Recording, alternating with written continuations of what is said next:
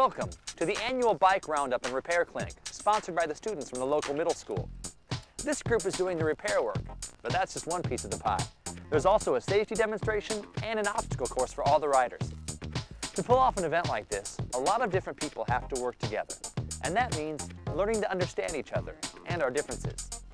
When it comes to understanding differences among people, often that means understanding world religions.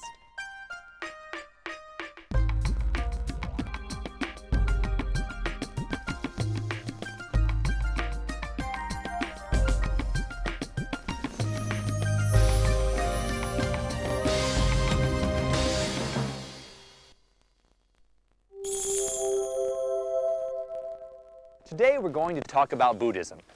There are more than 360 million Buddhists living all around the world today. That's about 6% of the world's population. Most of today's Buddhists live in China, Japan, and Southeast Asia, although their numbers are growing in the United States and Europe. The Buddhist religion is named for its first teacher, the Buddha, or Enlightened One. His followers believed the Buddha was enlightened because he was awakened from ignorance and realized the truth about life. That great enlightenment came about 2,500 years ago to a prince who left his family and possessions to achieve it. According to Buddhist tradition, Siddhartha Gautama was born around 563 BCE near the Himalayan mountains in what is now the country of Nepal. He was a prince raised in the palace of his father. Siddhartha's father wanted his son to be happy, so was careful never to let him see anything in the world that might make the boy feel sad. But when Siddhartha grew up to be a young man, he wanted to see more of the world than just the inside of a palace. So one day, he left and wandered the open road. On his journey, Siddhartha saw 4 things that changed his life. For the first time, he saw an old man and realized that all people grow old. He saw a sick man and realized that there is pain and sickness in the world. He saw a funeral procession and realized for the first time that living things die. He realized that there was much suffering and sadness in the world. Finally, he saw a religious man who had given up all of his possessions yet seemed happier than the people who owned many things. And so Siddhartha decided he would give up everything he had, his father's riches, even his own wife and child, and search for answers to the question of why there is suffering and sadness in the world. Siddhartha exchanged his fine clothes for the long robes of a monk, a holy religious man. Siddhartha lived a life of poverty for 6 years. He went without food and sleep so that he could understand what it felt like to be hungry and tired. He became very thin and nearly starved to death, but he felt no closer to the answers he was looking for. Siddhartha realized he was not going to gain the truth by denying the needs of his body. From then on, Siddhartha chose what he called the middle path. Neither the self-indulgence of his life in the palace, nor the extreme self-denial of his life in poverty. Instead, he chose a life of moderation. Living this way, he was able to think calmly and clearly about the answer to his question of why there was so much suffering in the world. This kind of calm and focused thought is called meditation. Siddhartha found his answer one night while meditating under a tree. He came to understand the truth about suffering, what causes it, and how to stop it. Siddhartha realized that suffering is caused by desire or wanting. Buddhists call this moment the Great Enlightenment. Siddhartha was now the Buddha, the Enlightened One. Buddhists believe that for the next 45 years, the Buddha devoted his life to teaching others about what he had discovered. In the 1,000 years following the death of the Buddha, his teachings spread and took firm root beyond his homeland. As Buddhism spread, it changed to reflect the different cultures of the new lands it reached. The religion split into many branches. The 2 largest became known as Theravada Buddhism and Mahayana Buddhism. Theravada Buddhism is concentrated in countries like Sri Lanka, Thailand, Cambodia, and Laos. Mahayana Buddhism is practiced primarily in Tibet, China, Korea, and Japan. Those two branches, Theravada and Mahayana, remain the dominant forms of Buddhism in the world today. Did you hear what was at the heart of the Buddha's great enlightenment? The Buddha realized that people suffer because of desire or wanting, so the practice of Buddhism revolves around recognizing those wants and getting free from them. Michelle, Lalita, and Peony will perform a blessing dance in the Thai tradition. Some of the Buddha's core teachings guide them and other Buddhists in their daily lives. An important part of the Buddha's teaching is called the Four Noble Truths. The first noble truth is that suffering is a part of life. The second noble truth provides the reason for suffering. Suffering comes from desire, like wanting to be popular and to be liked by a certain group of people. The third noble truth is the belief that there is an end to suffering. The Buddha said that if people stop wanting, they won't suffer anymore. The fourth noble truth speaks of the ways to end suffering. This is called the Noble Eightfold Path. In the Noble Eightfold Path, the first step is right understanding, which means understanding the Four Noble Truths. 2, 3, and 4 are right thought, right speech, and right action, which mean thinking, speaking, and behaving in a kind and compassionate way. You know, no gossip, no bullying. It's very important in the Buddhist way of life to act unselfishly and to put the needs of other people first. Number 5 is right livelihood, which means choosing work that doesn't hurt people or other creatures or our environment. 6, 7, and 8 are right effort, right mindfulness, and right concentration. These have to do with meditating and trying to free your mind, replacing selfish or evil thoughts with good ones. The Four Noble Truths and the Noble Eightfold Path are used daily in our life because they teach us how to be good people. When my brother gets me mad because he breaks my hair stuff or he ruins my homework, I'll just think about that and how I have to be kind to other people. The Four Noble Truths and the Noble Eightfold Path are important parts of the Buddha's many teachings known as the Dharma, the doctrine or law of Buddhism.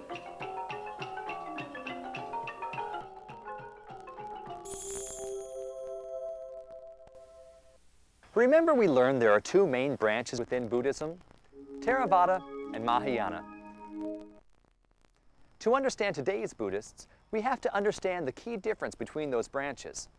Theravada Buddhists try to remain close to what they believe are the oldest original teachings of the Buddha. Theravada Buddhists believe that each person, individually, has the ability to reach enlightenment by understanding the Four Noble Truths and following the Noble Eightfold Path. Mahayana Buddhists believe that people need help if they're going to achieve enlightenment. Mahayana Buddhists believe help can come from people who have achieved enlightenment, including the Buddha himself, and that anyone who is working to achieve enlightenment should also be helping other people reach the same goal. Men and women who are already enlightened and have dedicated their lives to helping others are known as bodhisattvas. There are some shared beliefs most Buddhists do have in common. One is the great importance of compassion, being unselfish enough to put the needs of other people ahead of your own. Another is the belief in a continuing cycle of life. This group of young artists draws on their beliefs and discusses the details of the Buddhist tradition. We believe that when a person dies, it's not the end of everything. Life is an endless cycle of birth, life, death, and rebirth. After death, we might be reborn as a human or some other animal, which could be a dog, cat, or even a spider. This rebirth is called reincarnation.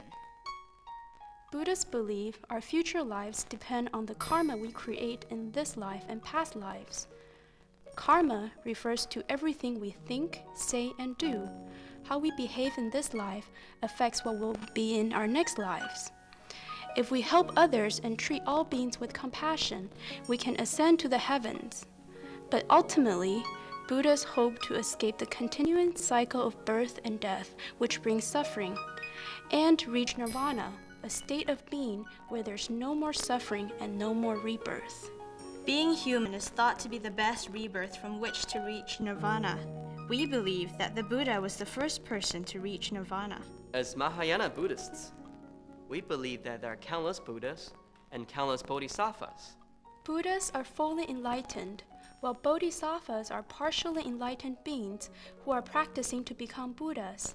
Monks, nuns, and even ordinary people can attain enlightenment, but it may take many lifetimes to become a Buddha. The Buddha himself practiced as a bodhisattva for numerous lifetimes before achieving Buddhahood. A bodhisattva is someone who chooses not to become a Buddha until every other living thing is also enlightened. That's why bodhisattvas are so important. They help guide others to enlightenment. For example, there's a bodhisattva named Guanyin, or contemplator of the world's sounds, who has vowed to save living beings from suffering whenever they recite her name. Mahayana Buddhists believe that the spirits of past religious leaders are still active in the world too. Spiritual leaders help keep a religious tradition alive, providing an example of devotion and guidance in interpreting religious teachings. For many Buddhists of Tibet, the spiritual and political leader is known as the Dalai Lama, and his teachings are known throughout the world. Dalai Lama means teacher whose wisdom is as great as the ocean. Tibetan Buddhists believe that the first Dalai Lama lived about 600 years ago. Tibetan Buddhists believe that each time the Dalai Lama dies, he is reincarnated as a great spiritual leader. One of the most important spiritual leaders of our time has been the 14th Dalai Lama. He was born in 1935 in Tibet. In the year 1950, as the Dalai Lama assumed his role as political leader of his country, Tibet was invaded by Communist China. As a result of threats on his life and the desire to continue to aid his people, he escaped to India to live in exile. In the years following, he remained both a spiritual leader and an inspiration to his people in Tibet and around the world. Buddhists also have spiritual leaders in their own communities. This tradition started during the time of the Buddha. Following his enlightenment, the Buddha devoted his life to teaching a community of followers known as the Sangha. Today, the Sangha is made up of monks and nuns, and often other believers called lay people. This community is so important to Buddhism that the Sangha, the Dharma, and the Buddha are sometimes called the Three Jewels.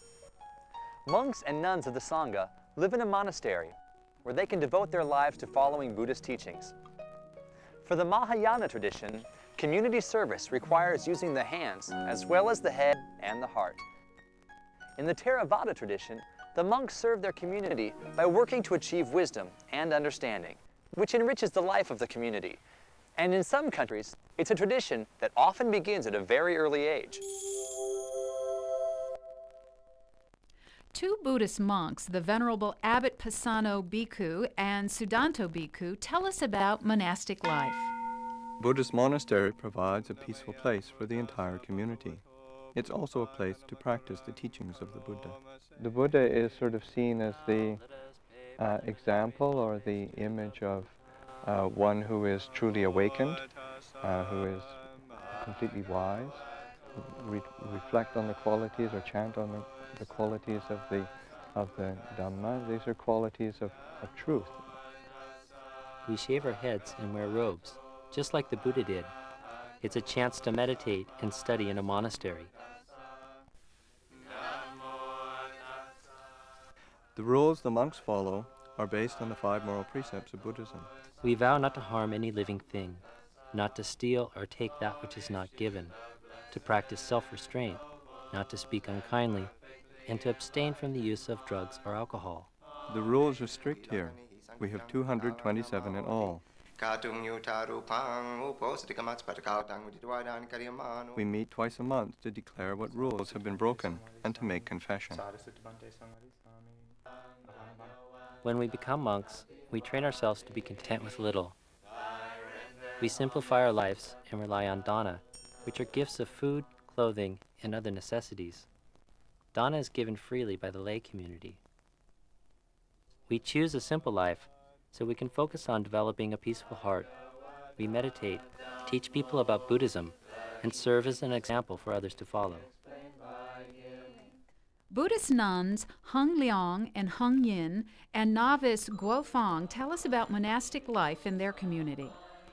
It is said that the Buddha founded an order of nuns during his lifetime, and in some countries they've continued to flourish. In the Mahayana tradition, our duties include community service, such as teaching and helping the elderly and youth of the community. We're also translating ancient scriptures into other languages, and we're using some very modern technology. This is a task that began thousands of years ago. The task of collecting and distributing Buddhist sacred writings, called sutras, began hundreds of years after the Buddha's death. Like many of the great religions, the earliest followers first handed down the sayings of their leader by word of mouth and wrote them down much later. When members of the Sangha wrote down the Buddha's words, they didn't write on paper. They used the leaves of palm trees. They kept the palm leaves in baskets. These writings are part of Buddhist traditions, sometimes called the Tripitaka, which means 3 baskets. The Tripitaka contains the Buddha's words and his guidelines for living. Both Mahayana and Theravada Buddhists create spiritual places, especially for thinking about the teachings of the Buddha and for prayer and meditation. For centuries, Dharma wheels have turned in Buddhist lands. Monasteries in Tibet often housed rows of large Dharma wheels powered by wind, water, or human hands.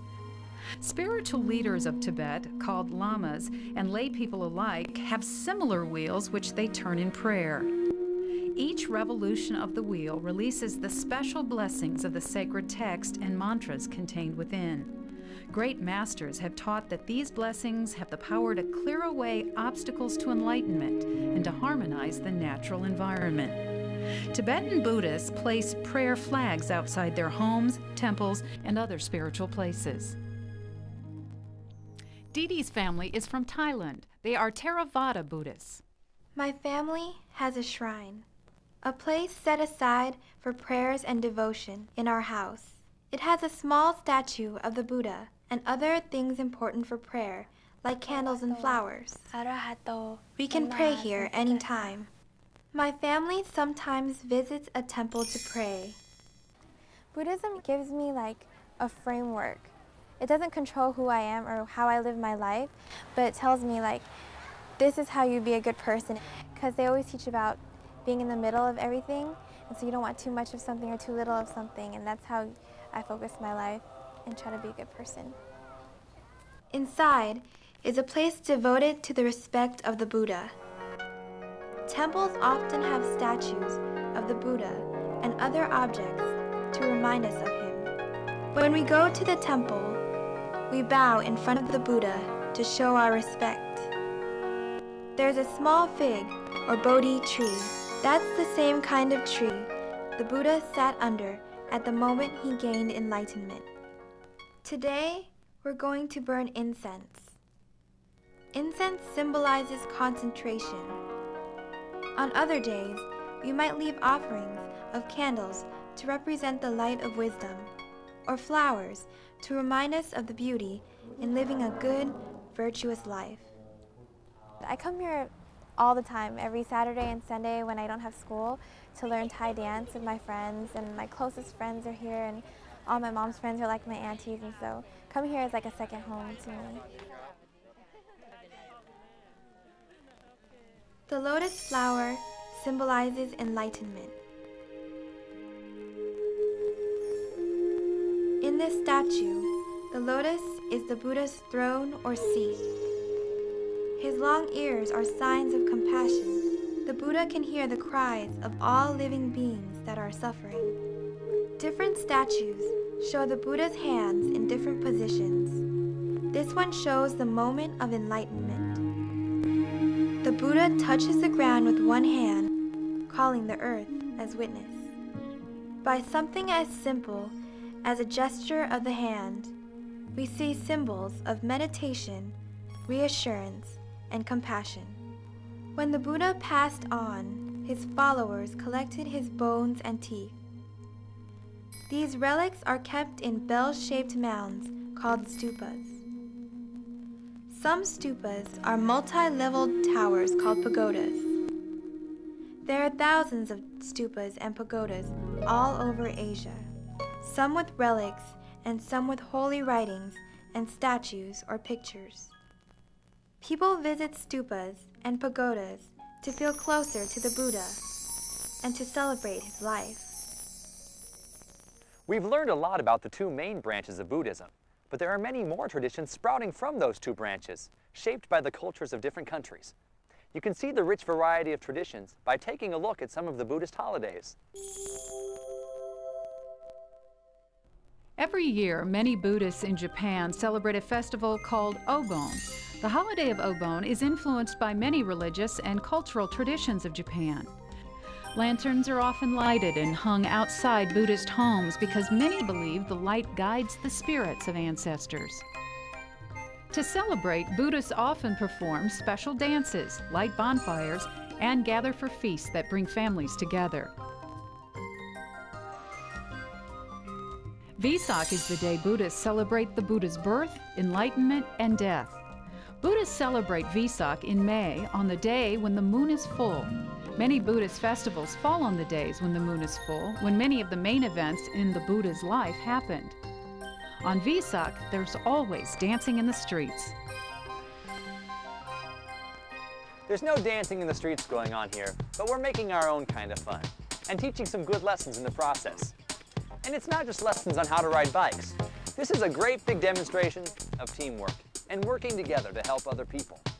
Whatever path people choose to find what's right for them, the journey goes better for everyone when we try to understand each other and our differences.